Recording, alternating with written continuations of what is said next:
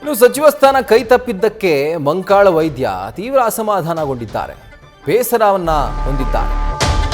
ಯಾವ ಮಟ್ಟಕ್ಕೆ ಅಂತಂದ್ರೆ ವಿಧಾನಸಭೆಯ ಕಲಾಪಕ್ಕೆ ಅವರೇ ಗೈರಾಗಿದ್ದಾರೆ. ನೆನಪಿಲ್ಲಿ, ಉಪಸಭಾಧ್ಯಕ್ಷರ ಸ್ಥಾನವನ್ನ ಇವರಿಗೆ ಕೊಡಬೇಕು ಅನ್ನುವಂಥ ಪ್ಲಾನ್ನಲ್ಲಿ ಕಾಂಗ್ರೆಸ್ ನಾಯಕರಿದ್ದಾರೆ. ಆದರೆ ಇವರೇ ಇವತ್ತು ಸದನಕ್ಕೆ ಗೈರಾಗಿದ್ದಾರೆ.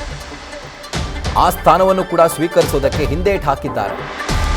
ಎಲ್ಲವೂ ಸಚಿವ ಸ್ಥಾನ ಕೈ ತಪ್ಪಿದ್ದಕ್ಕೆ ಅನ್ನುವಂಥ ಒಂದು ಮಾಹಿತಿ ಲಭ್ಯವಾಗ್ತಾ ಇದೆ. ಯಾಕಂದರೆ ಸಚಿವರ ಪಟ್ಟಿಯಲ್ಲಿ ಅವ್ರ ಹೆಸರಿತ್ತು, ಕೊನೆ ಕ್ಷಣದಲ್ಲಿ ಆ ಹೆಸರು ಆ ಲಿಸ್ಟ್ನಿಂದ ಎಕ್ಸಿಟ್ ಆಯಿತು.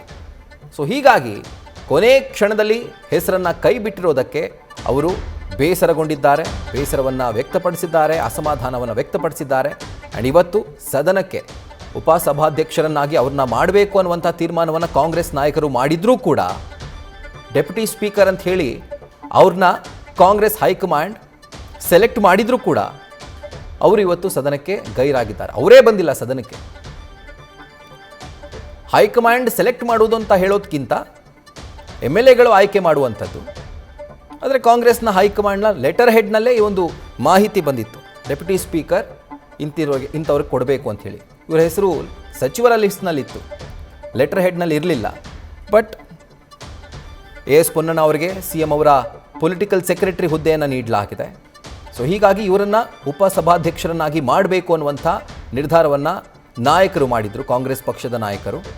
ಆದರೆ ಅವರೇ ಇವತ್ತು ಸದನಕ್ಕೆ ಗೈರಾಗಿದ್ದಾರೆ.